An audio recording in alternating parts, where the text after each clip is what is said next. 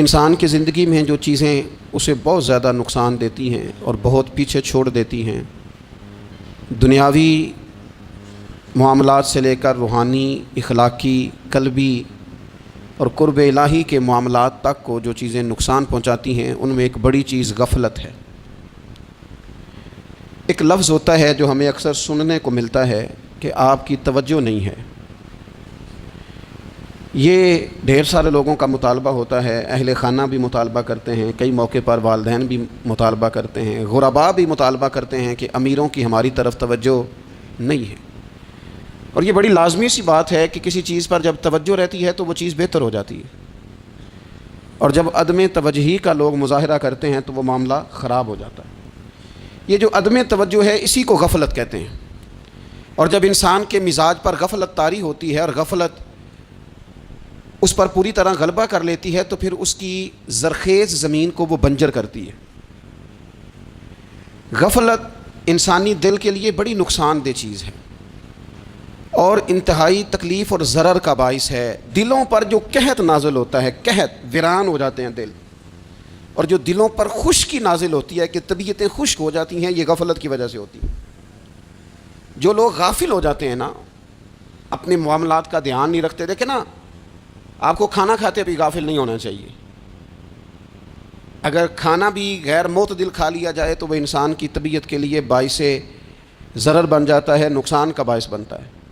بات کرتے ہوئے بھی غافل نہیں ہونا چاہیے، کئی دفعہ جملے ایسے نکل جاتے ہیں جو انسان کے لیے پھر شرمندگی کا باعث بنتے ہیں۔ انسان کو غافل ہو کر کوئی کام نہیں کرنا چاہیے، غافل ہو کر، مدہوش اور بے ہوش ہو کر نہیں۔ غفلت دل کو ویران کرتی ہے، طبیعت میں خشکی لاتی ہے۔ غافل کبھی نہ بنے۔ قرآن مجید فرقان حمید نے ارشاد فرمایا کہ اقترب للناس حسابہم، فرمایا لوگوں کے حساب کا وقت قریب آ گیا، وہم فی غفلۃ معرضون، اور وہ ابھی بھی غفلت میں منہ پھیرے ہوئے ہیں۔ ٹائم آ گیا حساب دینے کا، لیکن وہ ابھی بھی غافل ہیں۔ ہمارے جو زیادہ تر نقصان زندگی میں ہوئے ہیں وہ صرف ہماری غفلت کی وجہ سے ہوئے۔ ہم نے چیزوں پر توجہ نہیں دی، چیزیں گڑبڑ ہو گئیں۔ جس آدمی نے پھول لگائے ہوں، پھل لگائے ہوں، کھیتی لگائی ہو، وہ دانہ ڈال کے پانی دے کے فارغ نہیں ہو سکتا، اسے توجہ کرنی پڑتی ہے۔ اور کسی نے کہا تھا مالی جیندے ہون تو پھر بوٹے سوکھدے نہیں، اگر موجود ہونا ان کو سینچنے والا، رکھوالی کرنے والا، تو پھر ان کی جڑیں کبھی خشک نہیں ہوا کرتی۔ ہماری جو غفلتیں ہیں یہ بڑی ضرر کا باعث ہیں، نقصان کا باعث۔ اور مجبوری معاف ہوتی ہے، غفلت معاف نہیں ہوتی۔ اسکول میں پڑھتے تھے، مدرسے میں پڑھتے تھے، تو ایک مجبوری ہو گئی جی، خدا نخواستہ گھر میں کوئی پریشانی ہو گئی تو اساتذہ اس پر سزا نہیں دیتے۔ کوئی خوشی کا موقع ہے گھر میں، فیملی میں کسی کی شادی ہے، اساتذہ اس پر سزا نہیں دیتے۔ لیکن اگر کبھی پتہ چلتا تھا نا کہ یہ گھر سے تو آیا تھا لیکن مدرسے نہیں آیا، یہ اسکول نہیں آیا، رستے میں غافل ہو گیا، تو یہ بات خوفناک تھی۔ یہ قابل سزا جرم تھا کہ تو غافل ہو گیا اپنی پڑھائی سے، تو گھر سے آیا اور یہاں نہیں آیا۔ غفلت قابل سزا ہوتی ہے، مجبوری کی معافی ہوتی ہے۔ ہمارا آج کل جو مسئلہ ہے وہ غفلت کا ہے۔ ڈھیر سارے لوگ ہیں، سمجھدار بھی ہیں، سیانے بھی ہیں، معاملہ فہم بھی ہیں، باشعور بھی ہیں، تعلیم کی ڈگریاں بھی رکھتے ہیں، لیکن اگر ان کی زندگیوں کی تکلیفوں کو دیکھا جائے اور بے آباد روح کو دیکھا جائے اور سجدوں سے ان کی دوری کو دیکھا جائے تو ایک ہی بات سمجھ میں آتی ہے کہ پتہ سارا ہے لیکن لے ڈوبی ہے غفلت، توجہ نہیں کی۔ لائق بچہ بھی نالائق ترین زندگی گزارتا ہے، اس لیے کہ اس کے لائق ہونے کے ساتھ ساتھ اس کا توجہ کرنا بھی تو ضروری ہے نا۔ نرے لائق کا کیا فائدہ اگر وہ محنتی نہیں، اگر وہ توجہ ہی نہیں کرتا، اپنا سبق دھیان سے سنتا پڑھتا ہی نہیں، تو بھی جتنا مرضی لائق ہو پیچھے رہ جائے گا۔ اور کئی نالائق ہوتے ہیں، رٹا لگا کے پاس ہوتے ہیں، پر چلو رٹا تو لگاتے ہیں نا، محنت تو کرتے ہیں نا، جد و جہد تو کرتے ہیں۔ کئی نالائق جد و جہد کے باعث آگے گزر جاتے ہیں اور کوئی اسی چکر میں رہ جاتے ہیں، میں بڑا لائق ہوں، کل پڑھ لوں گا، پرسوں پڑھ لوں گا، ہفتہ تیاری کر کے پاس ہو جاؤں گا۔ اپنی زندگی سے غفلت کا پردہ اٹھائیں، اور غفلت اس کے لیے فیصلہ کرنے کی ضرورت ہوتی ہے، پلاننگ کرنے کی نہیں، فیصلہ کرنے کی ضرورت ہوتی ہے کہ میں نے اب غفلت کرنی۔ ہم نہ جب بھی کوئی پروگرام بناتے ہیں تو منصوبہ بندی شروع کریں، منصوبہ بندی نہ کریں، فیصلہ کریں، کہیں کہ میں نے غافل نہیں ہونا۔ غفلت غرق دنیا کا نام ہے، اپنے آپ کو غفلت سے بچائیں۔ آپ دیکھیں حضرت کعب بن مالک رضی اللہ تعالیٰ عنہ فرماتے ہیں، بخاری میں موجود ہے، فرماتے ہیں ایک جنگ میں پیچھے رہ گیا تھا، میرا خیال تھا کل چلا جاؤں گا، گھوڑے اور سواریاں میرے پاس تیز ہیں، مضبوط ہیں، پرسوں چلا جاؤں گا، تیزی سے بھاگ کے میں پہنچ جاؤں گا، میں قافلے کے ساتھ شامل ہو جاؤں گا، لیکن بس تھوڑی سستی ہو گئی، ذرا غفلت ہو گئی۔ آپ فرماتے ہیں جب سب لوگ چلے گئے حضور علیہ السلام کے ساتھ جہاد میں اور میں پیچھے رہ گیا، تو پھر جب چند دن گزر گئے اور محبوب کے واپس آنے کا ٹائم ہو گیا، تو اب میں غور کرتا سمجھتا تو مجھے مدینے میں یہاں بزدل لوگ نظر آتے، اور کون نظر آتے؟ جو منافق تھے، وہ منافق بزدل دکھائی دیتے، یا مجھے عورتیں اور بچے دکھائی دیتے۔ میں پریشان ہوا، حضور واپس آ گئے۔ جنہوں نے بہانے کیے تھے نا منافقین، یہ مجبوری تھی اس لیے نہیں جہاد پہ گئے، یہ جنہوں نے بہانے کیے تھے انہیں مل گئی معافی، اور میں نے سچ بولا، میں نے کہا یا رسول اللہ میں غافل ہو گیا تھا۔ اب کہتے ہیں میں نے جب کہا نا حضور سستی ہو گئی تھی، ذرا غفلت ہو گئی، تو بندہ محبوب سے غافل ہو جائے، بندہ وہیں سے غافل ہو جائے، جو دم غافل سو دم کافر، سانو مرشد اے ہو پڑھایا۔ جب کہا نا حضور وہ غلطی ہو گئی، کوئی مجبوری نہیں تھی، تو فرماتے ہیں باقیوں کو معافی مل گئی، میرے ساتھ حضور ناراض ہو گئے۔ ایک دن نہیں، 2 دن نہیں، 50 دن حضور ناراض رہے۔ مدینے کی گلیوں نے مجھے پہچاننا چھوڑ دیا، در و دیوار سے مجھے یوں لگتا تھا کہ میں پردیسی ہوں۔ فرماتے ہیں میں مسجد میں آتا تھا، میں جب محبوب کو دیکھتا تو حضور رخ انور پھیر لیتے، اور مجھے پتا تھا جب میرا چہرہ ادھر ادھر ہوتا تو پھر کریم رحمت کی نظر فرماتے۔ فرماتے ہیں 50 دن مسلسل، پھر مجھے حکم ہوا کہ بیوی بھی بھیج دو، میکے بچے بھی بھیج دو، ننھال یعنی تنہا رہ جاؤ۔ فرماتے ہیں وہ میں نے قید تنہائی کاٹی، لیکن شکر اللہ کا یہ ہے کہ میں سچا تھا، بس ذرا بھول گیا تھا، بس ذرا غفلت ہو گئی تھی۔ تو فرماتے ہیں پھر اللہ تبارک و تعالیٰ نے میرے اوپر فضل یہ فرمایا کہ میری توبہ کا اعلان رب نے قرآن مجید میں فرمایا۔ تو غافل نہ بنے کبھی بھی، ہمارا نہ مسئلہ یہ ہے، اور آپ نے ناراض نہیں ہونا، ڈھیر سارے لوگ غافل ہو جاتے ہیں، مالدار بھی غافل ہیں، صاحبان علم بھی اللہ ماشاء اللہ بہت ساری جگہوں پہ غافل ہیں، جن لوگوں کو 4 لوگ جاننے لگ جاتے ہیں، کوئی مقام حاصل ہو جاتا ہے، وہ بھی بہت ساری جگہوں سے غافل ہو جاتے ہیں، اللہ ماشاء اللہ۔ غفلت بڑی تکلیف والا منظر ہے۔ جو لوگ سمجھتے ہیں نا میں اب گڈ بک میں آ گیا ہوں، اب میں اچھا ہو گیا ہوں، اب میرے لیے خیر کہا جاتا ہے، مجھے اچھائی شاید یہ مستقل میرے ساتھ رہے گی، تعریف ہی ہوگی ہمیشہ، وہ بھی غافل ہو جاتے ہیں، اور یہ غفلت ٹھیک نہیں ہوتی۔ وجہ دیکھنی چاہیے کس وجہ سے انسان کو وقار مل رہا ہے، عزت مل رہی۔ اپنی زندگی سے غفلت کو اتار پھینکیں۔ تھوڑی دیر کی تو غفلت ہوتی ہے، لمبی تو نہیں۔ 2 منٹ کے لیے صرف اس نے ڈرائیونگ کرتے ہوئے چہرہ موبائل کی طرف کیا تھا، 2 ہی تو منٹ لگے تھے۔ لمحوں نے خطا کی تھی، صدیوں نے سزا پائی۔ لمحوں نے خطا کی تھی، صدیوں نے سزا پائی۔ ایک لمحے کے لیے غافل ہوئے تھے اور صدیاں، نسلیں روتی رہ گئیں پیچھے، بچے تڑپتے رہ گئے، اہل خانہ پریشان رہ گئے، ماں باپ ساری زندگی روتے رہے، لیکن یہ 2 منٹ کے لیے۔ یہ غفلت جو ہے یہ بڑی تکلیف والا معاملہ۔ اپنی زندگی سے غفلت کو اتارنا ہے، غافل نہیں بننا، ہر وقت توجہ اور ساری باتوں پہ توجہ۔ بعض اوقات لوگ ایک طرف توجہ کر کے ایک طرف سے غافل ہو جاتے ہیں، نہ، توجہ ہمہ پہلو رکھنی ہے۔ ہمارے ذمے جتنے بھی حقوق ہیں ان سب پر توجہ، ہر چیز کا خیال، ایسا نہ ہو کہ عبادت کرتے رہ جائیں اور حقوق العباد ہم سے چھوٹ جائیں، اور حقوق العباد اتنے زیادہ ادا کریں۔ صاحب مجھے کہنے لگے ایک دفعہ بڑے وثوق کے ساتھ، کہنے لگے جی معاذ اللہ سما نہیں جی ٹائم ملتا پھر نماز دا کی کریے، روزی کمانا بھی تو عبادت ہے نا۔ تو میں نے کہا آپ نے عبادت کرنا ایک حصہ قبول کیا ہے، آپ نے کل عبادت نہیں قبول کی۔ عبادت کل ہے، ہمہ پہلو، ایک حصہ آپ قبول کر کے نکل گئے اور باقی آپ نے چھوڑ دی۔ تو کسی ایک طرف سے بھی غافل نہیں ہونا، جتنی ذمہ داریاں ہیں، جتنی ڈیوٹیاں ہیں، ان سب کا خیال۔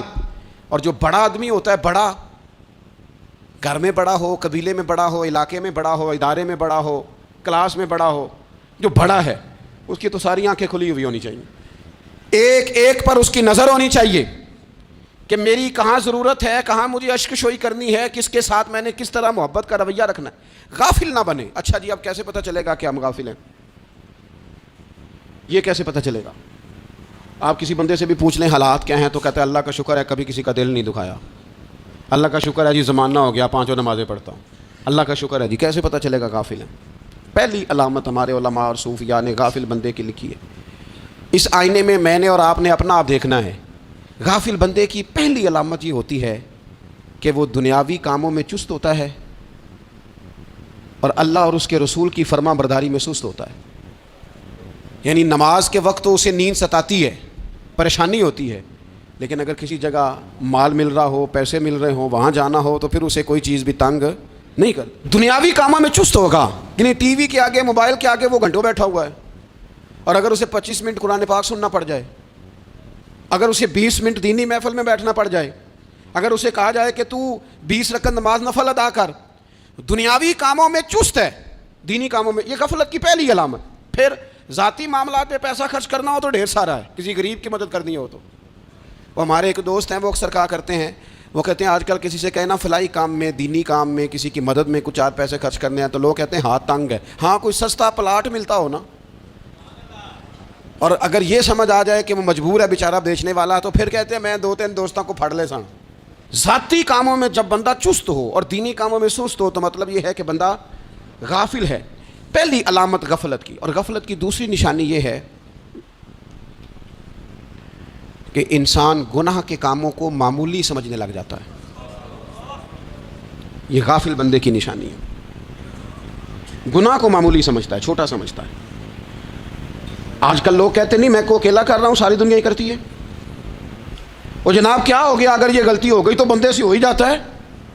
گناہ کو معمولی سمجھنا، چھوٹا سمجھنا اور کہنا پھر کیا ہو گیا ہے، انسان سے غلطی ہو جاتی ہے. آپ دیکھ لیں کہ سینکڑوں بیسیوں گناہوں کا بوجھ ہمارے سروں پہ ہوتا ہے، لیکن کوئی ہمارا دبدبہ ہے، کوئی ہماری گفتگو ہے، کوئی ہمارے جملوں میں خود پسندی ہے، کوئی ریاکاری ہے، کوئی تصنع ہے. یہ غافل بندے کی علامت ہے. نبی اکرم صلی اللہ تعالیٰ علیہ وآلہ وسلم نے فرمایا مومن اپنے گناہوں کو پہاڑ کی طرح سمجھتا ہے. یہ بخاری میں حدیث ہے. مومن پہاڑ کی طرح جانتا ہے اور وہ ڈرتا ہے کہ کہیں وہ پہاڑ اس کے اوپر گر نہ جائے، یعنی کہیں مجھے میرے گناہ کی سزا نہ مل جائے. چھوٹے گناہ کو بھی پہاڑ جانتا ہے، یار مجھ سے غلطی ہو گئی، مجھے ٹھیک کر لینی چاہیے، مجھے معافی لے لینی چاہیے، مجھے توبہ کر لینی چاہیے. مومن اپنے اوپر گناہ کو پہاڑ کی جانب سمجھتا ہے. اور حضور علیہ الصلوۃ والسلام فرماتے ہیں کہ یہ جو فاسق اور فاجر ہوتا ہے نا، اللہ کا نافرمان، یہ گناہ کو مکھی کی طرح سمجھتا ہے. یہ سمجھتا ہے میں نے اشارہ کرنا ہے، مکھی نے اڑ جانا ہے.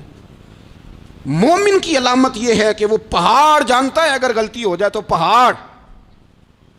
امام اعظم ابو حنیفہ رحمۃ اللہ علیہ گزر رہے تھے تو بارش ہو گئی تھی اور کوفہ میں کیچڑ تھا، تو آپ نے جو جوتے پہنے ہوئے تھے ان جوتوں سے چلتے ہوئے نا آپ کے پاؤں سے کچھ مٹی اڑی، تو سامنے ایک یہودی تھا. اب اس زمانے میں دیواریں کچی ہوتی تھیں، اس کے دیوار پر جا کے وہ مٹی جو تھی وہ لگ گئی.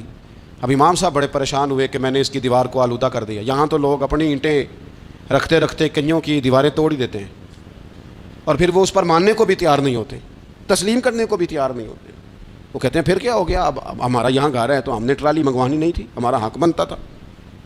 امام صاحب کے پیروں سے ذرا کیچڑ اڑا، یہودی کی دیوار پہ لگا، اس کی کچی دیوار تھی. امام صاحب پریشان ہو گئے، سوچنے لگے کہ اگر میں دیوار سے یہ کیچڑ اتارتا نہیں تو یہ بھی زیادتی ہے، میں نے اس کی دیوار کو گدلا کر دیا، اور اگر میں اتارتا ہوں تو کچھ مٹی اس کی دیوار کی بھی اتر جائے گی، کچی دیوار ہے، یہ بھی زیادتی ہے. مومن گناہ کو پہاڑ کی طرح سمجھتا ہے کہ کہیں گر نہ جائے، اس کی بھی کہیں سزا نہ مل جائے. امام صاحب نے اس کے دروازے پہ دستک دی، وہ باہر آیا تو اتفاق سے وہ آپ کا مقروض بھی تھا، اس نے پیسے دینے تھے. باہر نکلتے ہی کہنے لگا اوہ آپ تو قرض لینے آ گئے، میرے پاس تو ابھی گنجائش نہیں ادا کرنے کی. تو امام صاحب کہنے لگے تو قرض چھوڑ، وہ میں نے معاف کیا، میرے سے غلطی ہو گئی ہے. میں آ رہا تھا، لکڑی کے جوتے اس زمانے میں کھڑاؤں لوگوں نے پہنے ہوتے تھے، کہا وہ میرے پیروں سے ذرا کیچڑ اڑا ہے، تیری دیوار پہ لگ گیا ہے. اب میں بڑی دیر سے کھڑا سوچ رہا ہوں کہ اگر میں تیری دیوار صاف نہ کروں تو میں نے یہ میلی کر دی، گدلی کر دی، یہ بھی بات درست نہیں ہے، زیادتی. اور اگر میں اسے صاف کرتا ہوں کچی دیوار سے کچھ مٹی اتر جائے گی تو یہ بھی زیادتی ہے. اب تو بتا میں کیا کروں. تو بے موسمہ پھل تھا نا یہ، تو بے موسمہ پھل دیکھ کے بندہ حیران ہو جاتا ہے. جو باتیں روٹین میں نہ ہو رہی ہوں وہ ذرا انوکھی لگتی ہے، بندہ حیران ہو گیا. غور سے امام صاحب کا چہرہ دیکھنے لگا، غور سے چہرہ دیکھنے لگا. اور پھر تھوڑی دیر سوچنے کے بعد کہنے لگا حضور پہلے میں نے دین اسلام کے بارے میں پڑھا اور سنا تھا، آج میں نے دین دیکھا ہے. پہلے میں نے سنا تھا کہ دین اسلام اس طرح کا ہے، آج میں نے دین. ہم نہ پوری دنیا کے کافروں کو دین سنانا چاہتے ہیں، دکھانا نہیں چاہتے. ہم نیک نظر آنا چاہتے ہیں، نیک بننا نہیں چاہتے. ہم نیک نظر آنا چاہتے. نتیجہ کیا نکلتا ہے کہ کچھ عرصے کے بعد پتہ چل جاتا ہے بندہ کس لیول کا نیک ہے، کیا معیار ہے اس کی نیکیوں کا. کہنے لگا حضور پہلے میں نے دین سنا تھا، آج دیکھا ہے۔ آپ وہ مٹی کی دیوار پر جو کیچڑ لگ گیا ہے دیوار کو بعد میں صاف کیجئے گا، پہلے کلمہ پڑھائیں تاکہ میرے اندر کا کفر صاف ہو جائے، مجھے مسلمان کر دیں۔ تو غافل آدمی جو ہوتا ہے نا وہ پھر تیسری بات، جب بندہ بہت زیادہ غافل ہو جاتا ہے پھر اعلانیہ گناہ کرنے لگتا ہے۔ ایک گناہ پھر اس کا اظہار گناہ، ایک بندہ حدیث پاک میں آتا ہے، ایک بندہ رات کو کوئی غلطی کرتا ہے، اللہ تعالیٰ اس پہ پردہ ڈال دیتا ہے، لیکن وہ سویرے خود لوگوں کو بتاتا پھرتا ہے میں نے یہ کیا، میں نے یہ کیا۔ جب آپ اظہار گناہ کرتے ہیں نا تو سامنے والا بھی دلیر ہوتا ہے، کہتا ہے اس نے کیا میں کر لوں گا تو پھر کیا ہوا۔ ہمارے علماء نے لکھا ہے کسی کی نماز قضا ہو جائے تو کسی کو بتائے نہ، قضا پڑھ ڈالے، اس کا جگہ جگہ ذکر نہ کرے۔ جب آپ کہیں گے نا میری قضا ہو گئی تو آپ کے ساتھ رہنے والا بچہ دوست سمجھے گا یار اس کی قضا ہو گئی ہے تو میری بھی ہو جائے گی تو کیا ہوگا۔ گناہ کرنا بھی گناہ ہے اور گناہ کا اظہار بھی گناہ ہے۔ نبی اکرم صلی اللہ تعالیٰ علیہ وآلہ وسلم نے ارشاد فرمایا میری ساری امت کو معافی مل جائے گی سوائے ان لوگوں کے جو اعلانیہ گناہ کرتے ہیں۔ یہ بخاری مسلم دونوں میں حدیث موجود ہے۔ جو اعلانیہ گناہ، جنہوں نے خود ساری دنیا کو گواہ بنا لیا میں نے یہ بھی جرم کیا، یہ بھی کیا، یہ بھی کیا، یہ بھی کیا، خود انہوں نے لوگوں کے، بہت بڑے غافل آدمی کی علامت ہے کہ گناہ کرے اور پھر اوپر سے اعلانیہ گناہ کرے، اتنا بڑا جرم کرے۔ پھر چوتھی علامت اگر ہم دیکھنا چاہیں کہ ہم غافل تو نہیں، تو غافل بندے کی چوتھی علامت یہ ہوتی ہے کہ وہ فضول کاموں میں وقت بڑا ضائع کرتا ہے۔ فضولیات میں ادھر بیٹھے ہیں ادھر بیٹھے ہیں، یہاں گپ شپ ہو رہی ہے، وہاں موبائل دیکھا جا رہا ہے، پھر کچھ ٹائم ملا ہے تو پھر کہیں دور دراز کسی ہوٹل پہ کھانا کھانے چلے گئے، پھر کچھ ٹائم ملا تو چلو نکلتے ہیں ذرا کوئی ہفتہ سیر کر آتے ہیں، یہاں گپ شپ ہے، فلاں کو ڈسکس کر لیتے ہیں، فلاں کے بارے میں بات کر لیتے ہیں، سیاسی تبصرے کر لیتے ہیں، یہ تھوڑی گفتگو ہو جاتی، چلے محلے داروں پہ تبصرہ شروع کرتے ہیں، کون روٹی زیادہ کھا رہا ہے اور کس کے پاس پیسے زیادہ آ گئے، چلو جا کے پتہ کرتے ہیں۔ حالانکہ یہ پتہ نہیں کرنا چاہیے تھا، پتہ تو اس کا کرنا چاہیے تھا جو بیچارہ کل سے بھوکا ہے، خبر تو اس کی رکھنی چاہیے تھی جس بیچارے کے گھر میں بچوں کے لیے پہننے کو کپڑے موجود نہیں ہیں۔ اس پر تبصرہ یہ کرتے ہیں کہ یہ محنت کیوں نہیں کرتے، اور اگر کسی پر اللہ عطا کر دے پھر حساب ضرور لگاتے ہیں کہ ذرا معلومات کرو یہ اتنی جلدی آگے کیسے نکل گئے۔ غافل بندے کی علامت ہے وقت کا ضائع کرنا اور فضول کاموں میں ضائع کرنا اور بلا وجہ ضائع، اور ایسے سوالات کرنا جن کی ضرورت ہی کوئی نہیں، بالکل ضرورت ہی نہیں، کوئی مطلب ہی نہیں، لیکن ہم لوگ وقت ضائع، یہ غفلت کی علامت، غفلت۔ اللہ والوں کی علامت کیا تھی؟ ایک بات انہوں نے زندگی میں لے لی، سیکھ لی، پھر ساری زندگی اسی پہ گزار دی۔ ان کا ارادہ تھا نا کشکول سیدھا کیا۔ کچھ لوگ ساری زندگی لیکچر قبول لے کے سن کے پھر بھی سمجھنے کو تیار، یہ غافل دل کی علامت ہے۔ اس لیے نبی پاک صلی اللہ تعالیٰ علیہ وسلم نے فرمایا دو نعمتیں ایسی ہیں جن میں اکثر لوگ غفلت میں ہیں، ایک صحت اور دوسری فراغت۔ لوگ بلا وجہ وقت ضائع کرتے ہیں۔ اللہ نے صحت دی ہے کسی خیر کے کام میں لگائیں۔ اگر آپ کے پاس فارغ وقت ہے تو قرآن پاک کو یاد کریں، ترجمہ اور تفسیر سے پڑھیں، محبوب پاک علیہ السلام کی احادیث کو یاد کریں، اللہ والوں کی باتیں سنیں۔ وقت ملے تو عبادات میں لگائیں، نوافل میں لگائیں، تلاوت میں لگائیں، ذکر اذکار میں لگائیں، اور پھر اللہ مزید توفیق عطا کرے تو کسی کے بھلے میں وقت لگائیں، گلی سے کوئی کانٹا اٹھائیں، کوئی روڑا اٹھائیں، کوئی کسی کی مدد کریں۔ لیکن یہ غافل ہونے کی علامت ہے کہ اپنے وقت کو ضائع کرنا۔ اور پھر اسی طرح غفلت کی پانچویں علامت یہ ہے کہ اگر بندے کو دنیا سے پورا پیار ہو جائے، یعنی شب قدر میں بھی آ کے کہتا ہے یا اللہ کبھی پیسے دے دینا، شب برات والے دن بھی کہتا ہے کہ مالک اگر کبھی کوئی ایسا سبب لگ جائے نا، یعنی بیت اللہ شریف کے سامنے کھڑے ہو کے بھی اگر اس نے مال ہی مانگنا ہے وہاں بھی اس نے یہی سوال کرنا ہے، حب دنیا اتنی غالب آ جائے، تو یہ غافل ہونے کی علامت۔ دنیا ضرورت ہے، مقصد نہیں ہے، دنیا کی حاجت ہے، مقصد نہیں ہے، یہ مقصود نہیں۔ اور جب لوگ فقط دنیا کے مال کو، دولت کو، نبی پاک علیہ السلام نے فرمایا وہ لعنتی ہے جو درہم اور دینار کا بندہ بن گیا ہے، پیسوں کا بندہ بن گیا ہے، مل جائے تو خوش ہوتا ہے، نہ ملے تو تکلیف میں آ جاتا ہے۔ یہ غافل بندے کی علامت۔ مومن تو وہ ہوتا ہے کہ دولت رزق حلال ضرور کماتا ہے تاکہ کسی کے آگے ہاتھ نہ پھیلانا پڑے، کوشش ضرور کرتا ہے، پر دنیا کو جیب میں جگہ دیتا ہے، دل میں نہیں دیتا۔ اس کی جگہ جہاں ہے اسے وہاں رکھتا ہے، اسے دل میں جگہ، دل تو ایک ہے، اس میں رب رسول کو بسائیں گے یا کسی اور کو بسائیں گے؟ تو حب دنیا یہ غافل ہونے کی بہت بڑی علامت ہے۔ پھر اسی طرح جو بندہ رب کریم کو جانتا نہیں نا وہ بھی غافل ہو جاتا ہے۔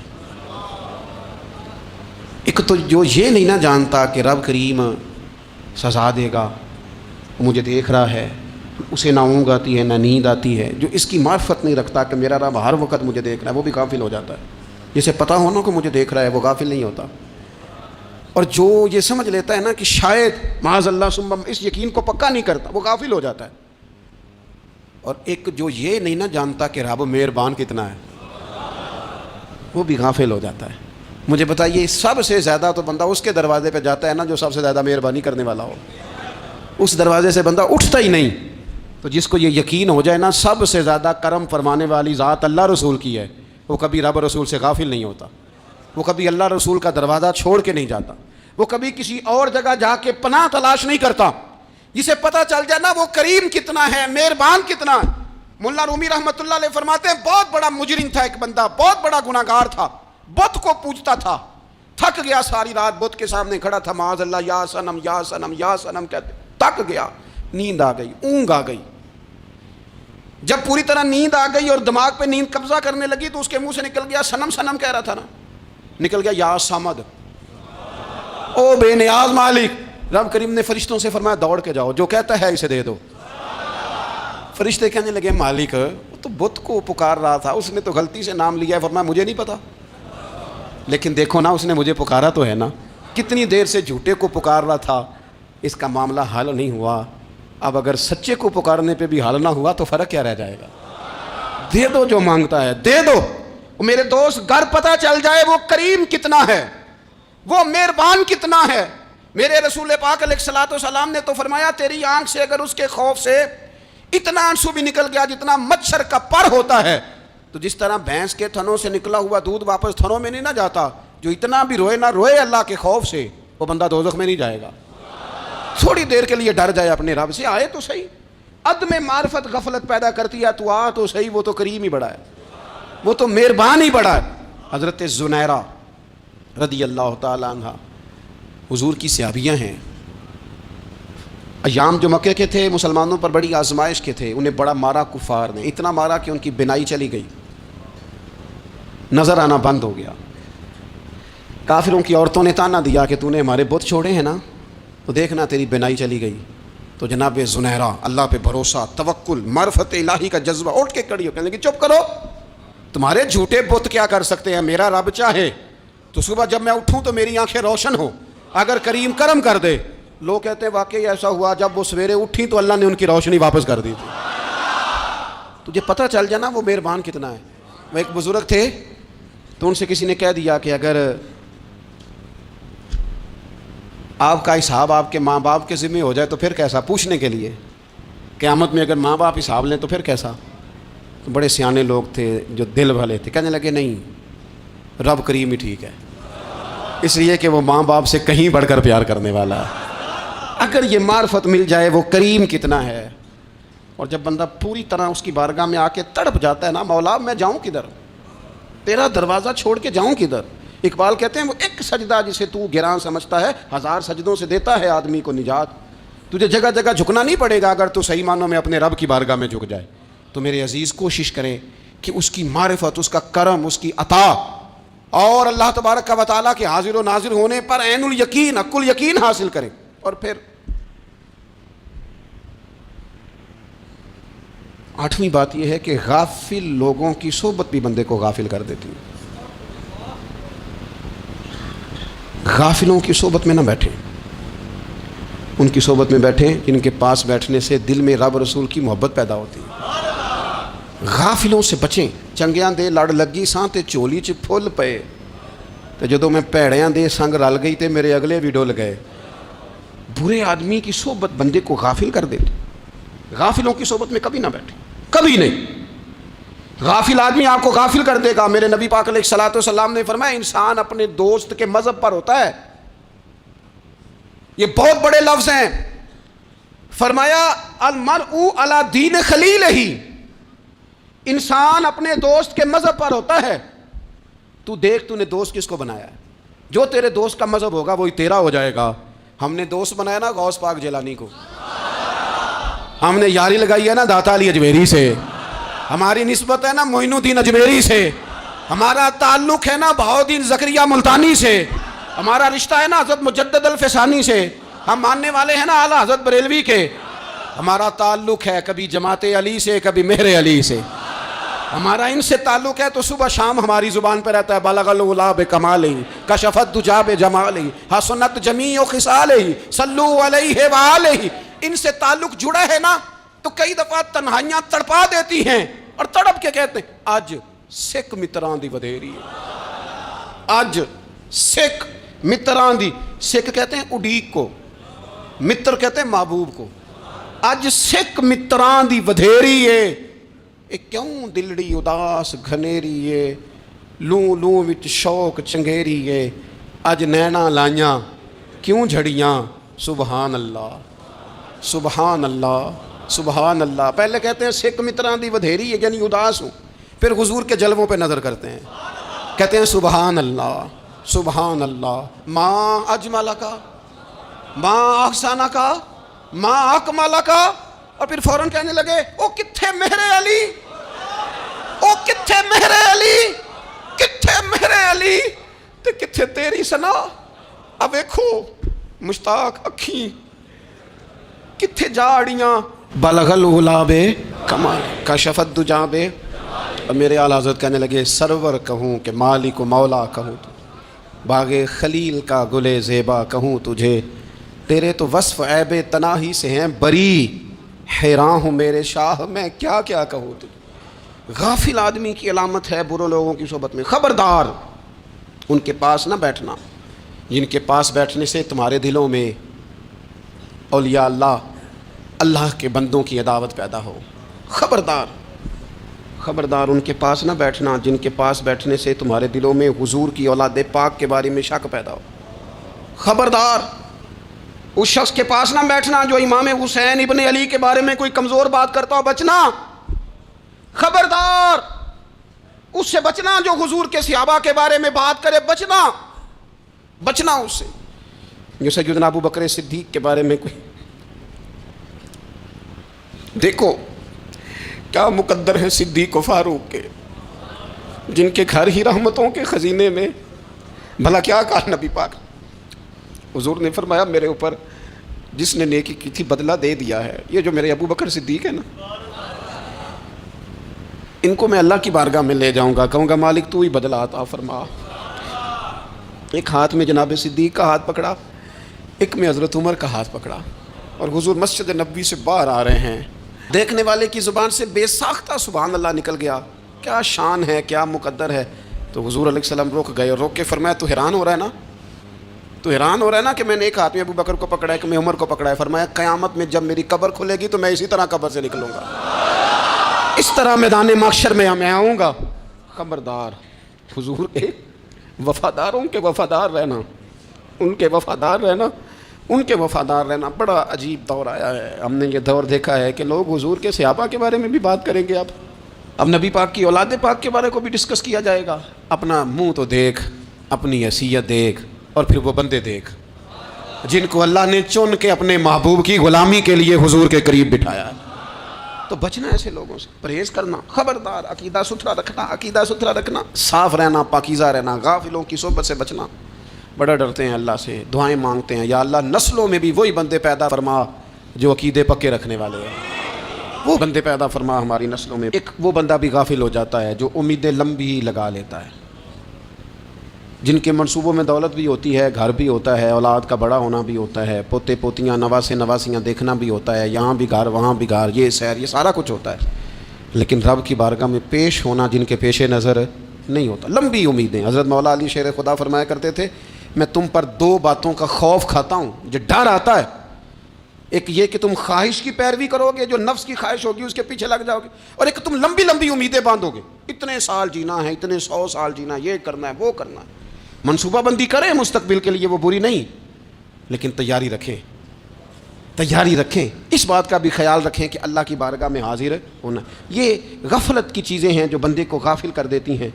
جو لوگ اللہ کا ذکر نہیں کرتے وہ بھی غافل ہو جاتے ہیں، اور جو فضول باتیں زیادہ کرتے ہیں نا، ہنستے زیادہ. فَلْيَضْحَكُوا قَلِيلًا وَلْيَبْكُوا كَثِيرًا. قرآن کہتا ہے زیادہ رویا کرو، کم ہنسا کرو. نبی پاک علیہ الصلوۃ والسلام سے پوچھا تھا حضرت عقبہ بن عامر نے کہ یا رسول اللہ نجات کس چیز میں ہے؟ تو نبی پاک علیہ الصلوۃ والسلام نے فرمایا ایک تو اپنی زبان قابو میں رکھو، دوسرا فرمایا اپنے گھر میں ٹھہرے رہو، تمہارا گھر تمہارے لیے کافی ہو، فضول نہ نکلو گھر سے، اور تیسرا فرمایا اپنی خطاؤں پہ رویا کرو۔ کثرت کلام اور فضول کلام اور بلا وجہ یہ بندے کو غافل کرتا ہے، دل کو سخت کرتا ہے۔ یہ چند چیزیں ہیں جو انسان کو غفلت میں ڈالتی ہیں۔ اپنے آپ کو ان چیزوں سے بچائیں اور غفلت کو توڑیں۔ آپ کے ذمے، میرے ذمے جو حقوق العباد ہیں ان کا پتہ کریں، جو اللہ رسول کے حقوق ہیں ان کی خبر دیکھیں، ہماری جو ذمہ داریاں ہیں ہم کس طرح انجام دے رہے ہیں اس پر توجہ کریں، اپنے معاملات کو ٹھیک کریں۔ ہم انسان ہیں، کوتاہیاں تو رہ جائیں گی، لیکن جب کوشش کریں گے تو پھر رب تعالیٰ مدد بھی فرمائے گا۔ ایک بات اور کرنی ہے، ایک تو میں نے عرض کیا غفلت کو توڑنا، ایک دوسری بات قرآن مجید کا ایک سبق اور، جب غفلت توڑنی ہے تو پھر لازمی طور پر ایک کام کرنا پڑے گا۔ میں نے یہ عرض کیا تھا کہ پلاننگ نہیں کرنی، فیصلہ کرنا ہے۔ تو فیصلہ کرنا ہے تو کرنا کیا ہے؟ پھر قرآن حکیم نے سورہ بقرہ میں کہا فاستبقوا الخیرات، یعنی تم نیکیوں کی طرف دوڑو، جلدی جلدی نیکیاں کرو، فٹافٹ، دیر نہ کرو۔ فٹافٹ سے مراد یہ نہیں کہ نیکی جلدی جلدی کر جاؤ، یعنی ٹال مٹول نہ کرو خیر کے کام میں، کل کریں گے، پرسوں کریں گے، عمرہ کر رہے ہیں پھر نیکی ہیں، حج کر رہے ہیں پھر نیکی ہیں، بچے بیال ہوں پھر میں نیک ہوں، یہ تھوڑا سا یہ کام ٹال مٹ، فاستبقوا الخیرات، نیکیوں کی طرف دوڑو، جلدی کرو، بھاگو۔ نبی پاک صلی اللہ تعالیٰ علیہ وسلم نے فرمایا 5 چیزوں سے پہلے غنیمت جانو۔ حضور علیہ الصلوۃ والسلام فرمانے لگے ایک تو تم جوانی کو نہ بڑھاپا آنے سے پہلے غنیمت سمجھ لو۔ نبی کریم صلی اللہ تعالیٰ علیہ وآلہ وسلم ارشاد فرمانے لگے کہ اپنی صحت کو غنیمت جان لو، بیماری آنے سے پہلے۔ پھر حضور علیہ الصلوۃ والسلام فرمانے لگے اگر اللہ نے تمہیں مال دیا ہے، وسعت دی ہے، تو نیکی کر لو، خرچ کر لو اللہ کے راستے، خدا نہ خواستہ تم پر غریبی آ جائے۔ اور پھر حضور سید عالم صلی اللہ تعالیٰ علیہ وسلم فرمانے لگے اگر تمہیں اللہ نے کچھ فراغت دی ہے، بہت زیادہ مصروف نہیں ہو، تو غنیمت جان لو، جلدی سے نیکی کر لو قبل اس کے کہ تم مشغول ہو جاؤ۔ اور 5ویں بات حضور نے بیان کی، فرمایا زندگی کو غنیمت جانو، موت آنے سے پہلے جلدی سے نیکی کر لو۔ نیکی کے لیے ساری زندگی منصوبہ بندی نہ کرتے رہو، نیکی کے لیے دیکھو نا، ہماری زندگی میں یہاں دنیا میں رہ کے چند منٹوں میں وہ نیکی کی جا سکتی ہے جو قیامت کے بعد صدیوں کا ہمارا فائدہ کرے گی، صدیوں کا فائدہ کرے۔ کرتے نہیں، پلاننگ کر رہے ہیں، منصوبہ بندی کر رہے ہیں، بس تیاری کر رہے ہیں، بس حضرت آپ دعا کر دیں، اللہ تعالیٰ دعائیں بھی قبول فرمانے والا ہے۔ لیکن جو نیکی نصیب ہوتی ہے اسے جلدی سے کر گزریں، اسے فٹافٹ کریں۔ میں ایک گاؤں میں گیا، اب تو خیر وہ دور نہیں رہا، یہ 10-15 سال 20 سال پہلے نا جو نوجوانوں کی مصروفیات ہوتی تھیں ان میں سے ایک مصروفیت یہ ہوتی تھی کہ گندم لے کے چکی پہ جانا ہے، آٹا پسوا کے لانا ہے۔ یہ ایک بڑی، چونکہ سبھی گھروں کے اندر سال کے لیے گندم سٹاک کر لی جاتی تھی، تو گندم لے کے جانا یہ ایک ڈیوٹی ہوتی تھی۔ ایک نوجوان ایک گاؤں میں، اس کی مجھے تعریف سننے کو ملی، ایک بوڑھی اماں کہنے لگی یہ تو بڑا نصیباں والا ہے، سارے اندر آٹا پہ آلے ہوتا ہے، اور آتے جاتے پوچھ لیتا ہے کہ اماں کوئی، کہنے لگی میرے بچے باہر ہوتے ہیں، یہ مجھے دوائی بھی لا دیتا ہے شوگر کی، میں مریضہ ہوں۔ یعنی خیر جتنی ہو سکے، جتنی۔ میرے ایک سنگی ہیں، تو سڑک پہ کوئی بندہ کھڑا ہوتا ہے نا، اللہ تعالیٰ انہیں سلامت رکھے، بندہ کھڑا ہوتا ہے تو کہتے ہیں میں اس سے پوچھ لیتا ہوں بابا جی کدھر جانا ہے، فلانی جگہ جانا ہے، تو کہتے ہیں میں موٹر سائیکل پہ بٹھا لیتا ہوں۔ بندہ دیکھ کے مجھے سمجھ آ جاتی ہے ضرورت مند ہے، کوئی چور نہیں، کوئی ڈاکو نہیں، ضرورت مند ہے، میں اسے منزل تک، نیکی جتنی میسر آئے، جس حد تک میسر آئے۔ کیا کہا ہمارے نبی پاک علیہ السلام نے؟ حضور نے ہم سے فرمایا کچھ نہ ہو سکے تو بات ہی مسکرا کے کر لینا، اس پر ہی اللہ صدقے کا ثواب عطا کر۔ فاستبقوا الخیرات، جلدی سے نیکی کر لو، اپنے نامہ اعمال میں روز نیکیاں جمع کرو، کوئی نہ کوئی خیر کا کام روز کرو اور جلدی سے کرو۔ صحیح مسلم میں حدیث ہے، نبی پاک صلی اللہ تعالیٰ علیہ وسلم فرمانے لگے جلدی جلدی نیکی کے کام کر لو ان فتنوں سے پہلے جو اندھیری رات کے حصوں کی طرح فتنے ہوں گے۔ فرمایا اس وقت حال یہ ہوگا کہ آدمی صبح مومن ہوگا، شام کو کافر ہو جائے گا، شام کو مومن ہوگا تو صبح کافر ہو جائے گا۔ اور فرمایا لوگ دنیا کے بدلے اپنا دین تک بیچ ڈالیں گے۔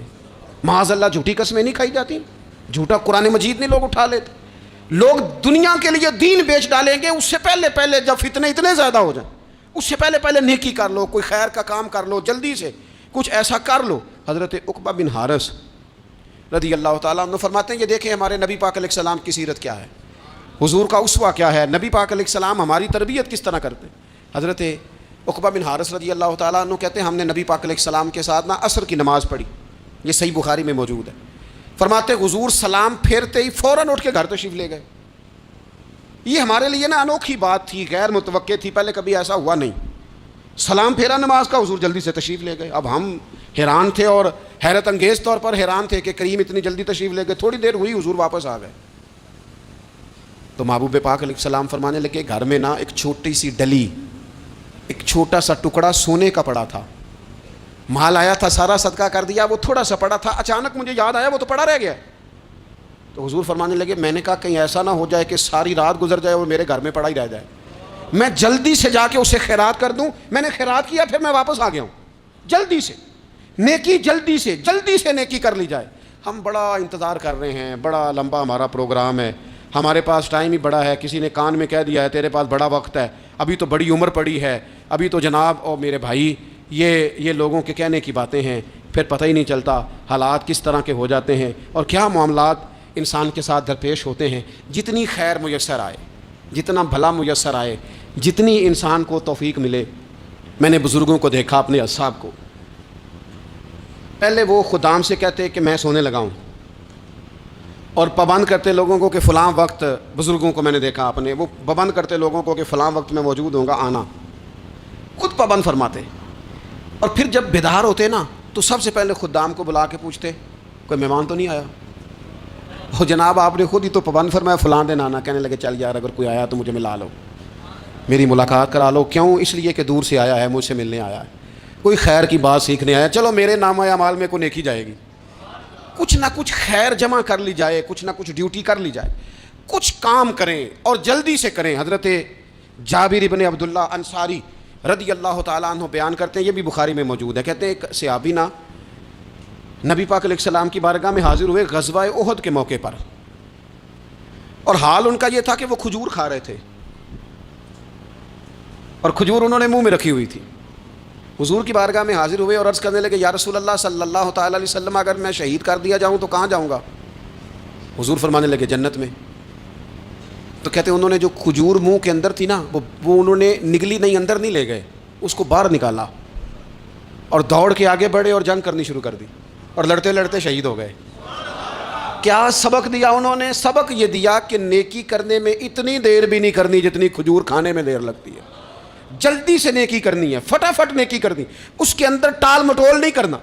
اسی وقت انہوں نے کھجور باہر نکال دی، دوڑ کے انہوں نے حضرت انس بن نضر رضی اللہ تعالیٰ عنہ، حضرت انس بن مالک رضی اللہ تعالیٰ عنہ کے چچا ہیں، میدان احد میں نا، احد پہاڑ کے قریب کھڑے تھے، لوگوں سے کہہ رہے تھے جلدی جلدی ادھر آؤ، وہ جنت جو انسان کو انتقال کے بعد نصیب ہوگی اور قیامت کے بعد نصیب ہوگی، فرماتے تھے مجھے تو ابھی احد پہاڑ کے اندر سے جنت کی خوشبو آ بھی رہی ہے، لہذا جلدی سے آؤ، ادھر دوڑو، جہاد کرو، آؤ کفار سے لڑے۔ تو نیکی میں دیر نہیں کرنی، جو نیکی میسر آتی ہے، جس کو میسر، ماں باپ میسر ہیں تو خدمت کر لیں، اہل خانہ ہیں تو حسن سلوک کر لیں، اللہ نے اولاد دی ہے تو اچھی تربیت کر لیں، دوست ہیں تو خیر خواہی کر لیں، اگر آپ کو اللہ رمضان عطا کرتا ہے تو زیادہ سے زیادہ اس کی عبادت کر لیں، اگر نظر ٹھیک ہے تو تلاوت زیادہ سے زیادہ کر لیں، زبان چلتی ہے تو راج کے مدینے والے محبوب پہ درود و سلام پڑھ لیں، اللہ تعالیٰ کا ذکر کر لیں، جلدی سے خیر جمع کریں، اپنے وقت کو ضائع نہ کریں۔ یہ آج کا سبق ہے کہ ایک تو ہم نے فیصلہ کرنا ہے کہ بس غفلت نہیں، اب غفلت، اب انشاءاللہ اللہ اللہ کرنی ہے، اب کوئی خیر کا کام کرنا ہے۔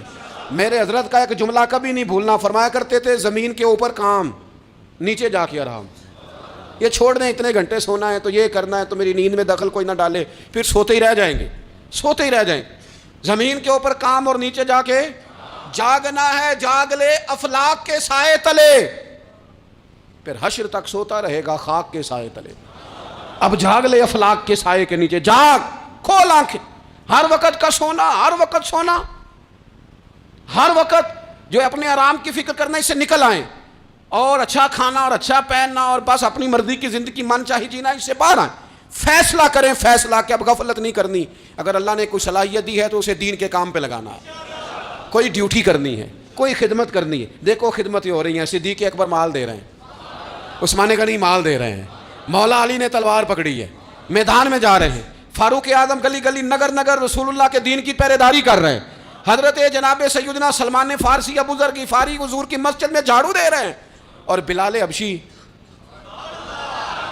وہ نبی پاک کی مسجد میں اذان پڑھتے پڑھتے رب نے اتنا عروج فرمایا کہ کعبے کی چھت پہ کھڑے ہو کے بھی اذان پڑھنی شروع، انہوں نے اذان دے دی۔ تو کوئی کام کرنا ہے، غفلت کو توڑنا ہے اور نیکی کرنی ہے ذرا جلدی جلدی. خیر کا کام کرنا ہے، نہیں ایسے نہیں، فٹافٹ. کیسے جی؟ فٹافٹ. تو فٹافٹ کام کریں خیر کا، جلدی جلدی. تو یہ خیر کا کام فٹافٹ، جلدی جلدی اور بڑی جلدی اور دوڑ دھوپ کے. اور جب آپ کرتے جائیں گے نا تو پھر اللہ تعالیٰ مواقع بناتا جائے گا. آپ سے میری اپیل ہے، بالخصوص میرے ساتھ جو وابستہ سنگیاں، جو پیار کرنے والے ہیں، 2 باتیں آج آپ نے لے کے جانی ہیں گھر. یہی لنگر ہے، یہی آپ کے لیے دعا ہے، یہی ہمارے بزرگوں کا فیض ہے، یہی نصیحت ہے کہ آپ نے 2 باتیں لے کے جانی ہیں. غفلت توڑ دینی ہے، فیصلہ کرنا ہے کہ آج کے بعد غافل نہیں ہونا. اور دوسری یہ بات لے کے جانی ہے کہ نیکی جلدی جلدی، فٹافٹ فیصلہ، فٹافٹ نیکی. ایک کر کے پھر انشاءاللہ دوسری کر کے پھر انشاءاللہ تیسری کر کے پھر انشاءاللہ چوتھی. یہ شروع کرنی ہے اور آپ دیکھیں گے اللہ تعالیٰ مہربانی فرمائے گا، مدد کرے گا.